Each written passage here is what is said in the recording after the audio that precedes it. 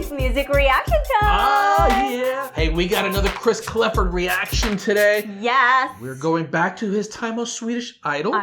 Where he does a song, Radioactive. Ooh. Oh, I love this song. I can't say that I'm a big fan of the song, but I'm a fan of Chris, and I know he's going to kill it. So by nature of that, it's going to make the song poppable for me. Poppable. Like a radioactive. All right, let's watch this. All right, let's do it. And away we go.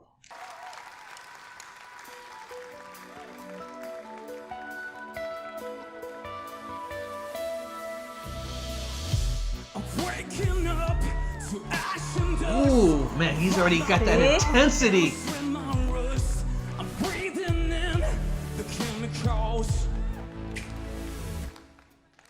I know that this song is so perfect for his voice. It's a good song choice. I mean, at this point, because he went on every single round, every song that we're hearing from him is a good song choice. Otherwise, we can just say the last song he did was not a good song choice if he got eliminated.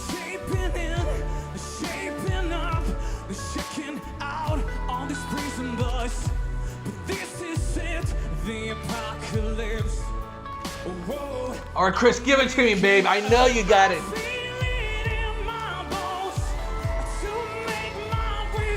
Oh, wow.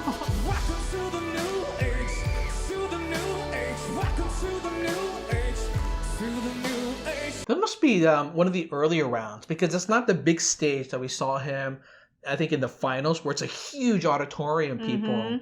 Literally has like just a couple of rows of people here. They're all on their feet, though.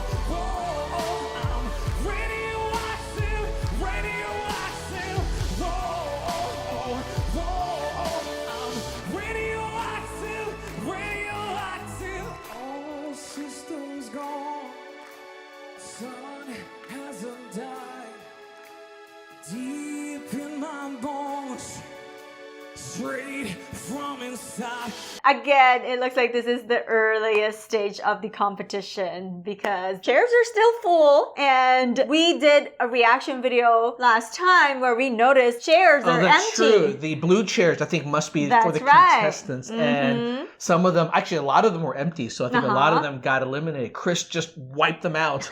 Just goodbye, goodbye, ping ping. That was cute. Something for. I know. That's a little bit too planned.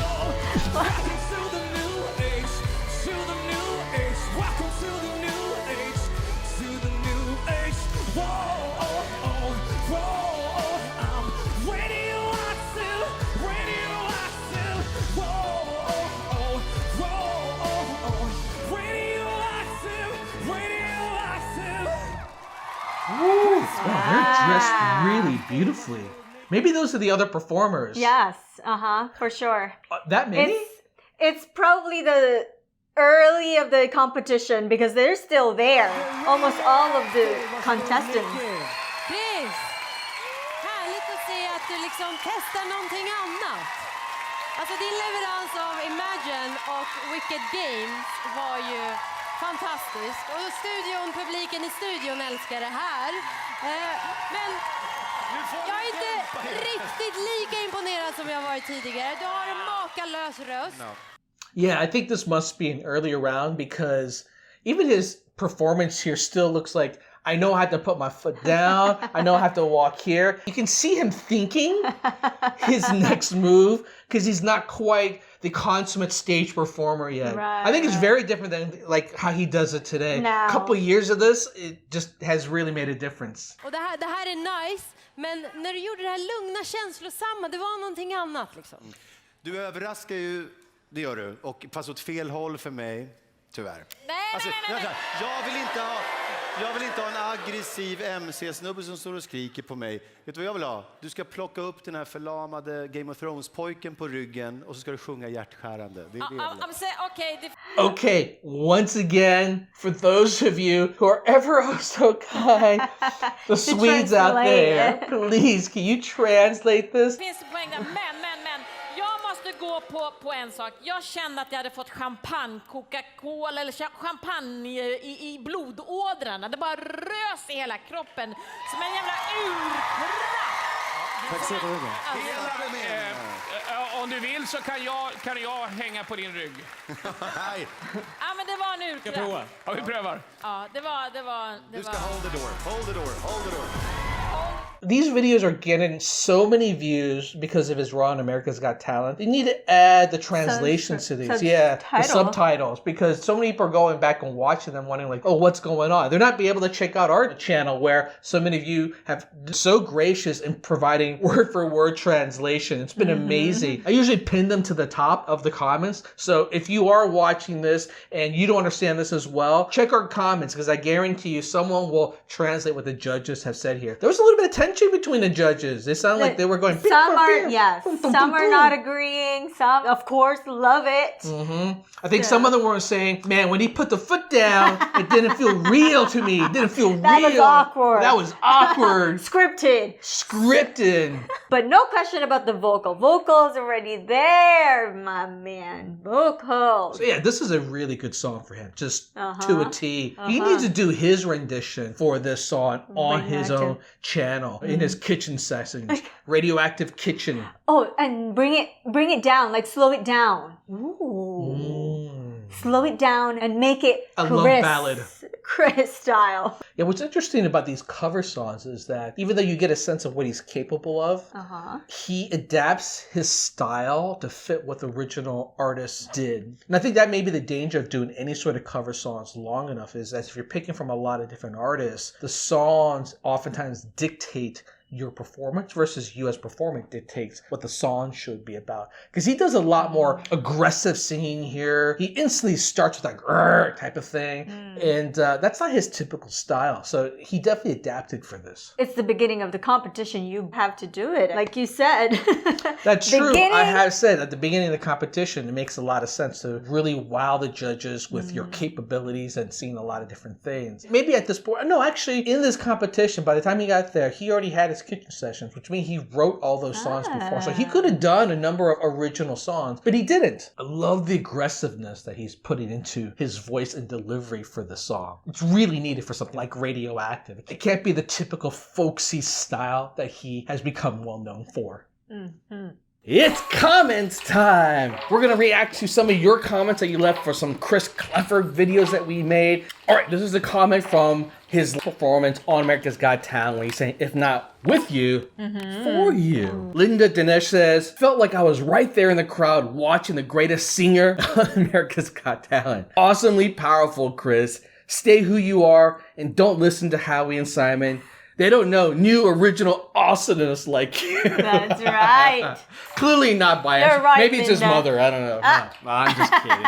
His fans actually are all like that. I mean, one thing that's become very evident is that they get Chris. You know what I'm saying? They are all floored, just like we were with the kind of commentary that Simon and Howie made about him. And it was just clear that they just don't get him. Right. And I think the problem here, and I think why so many Chris fans are so disappointed in that scenario is this wasn't ultimately a judge of talent, right? And it's America's Got Talent. Because Chris absolutely has a talent. There's no question about that. Exactly. So they're judging him based off of, this isn't my kind of flavor. Not kind of my music. Sorry. I'm going to vote someone else. I feel you, Linda. I feel you. There were even some fans who left a comment for us asking, do you think this is rigged? This is all fake. I'm never going to trust these shows again. They're like, I'm never going to watch AGT. Again.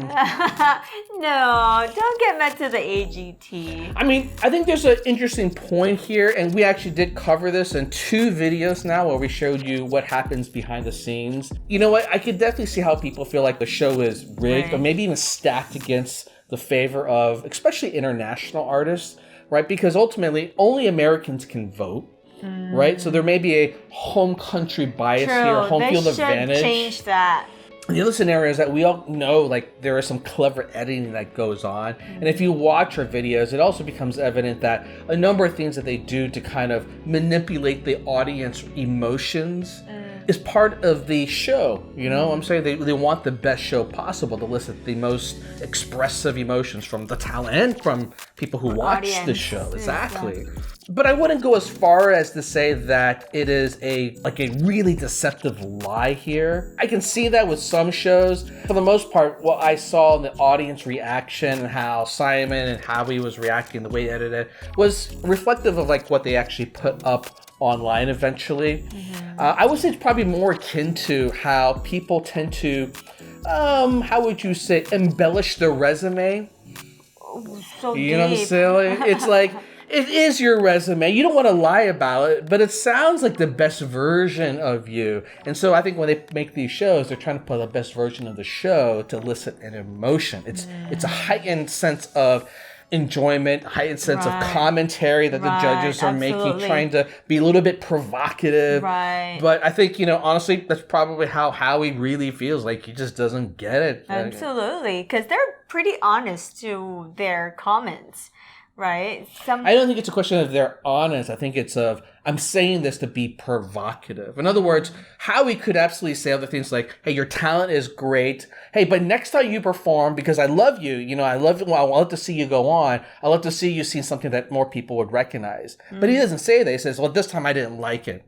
Right? Judging this performance versus judging the talent. That's a choice of being provocative. So at least it's our take on it. I'm sure, many people who actually watch the show have their take on it too. Nonetheless, we're all really disappointed that Chris didn't go on. Yeah. It doesn't stop him from becoming a global sensation, and that's why we will continue to do reactions to him, because we're not done. We're not done. This is just the beginning journey with Chris. Yeah. You know what I'm saying? This is now the beginning of his global journey.